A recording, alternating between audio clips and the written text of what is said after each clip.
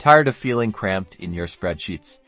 Let's unlock the secret to effortlessly adding rows and columns in Excel. First, identify where you want to insert the new row or column. Click on the row number or column letter of the cell before where you want the new one to appear. For instance, if you want to insert a row above row 3, click on the number 3. If you want to insert a column to the left of column C, click on the letter C.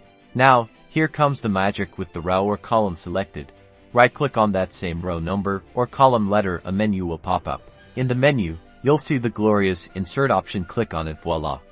A new row or column has been added, shifting everything else down or to the right.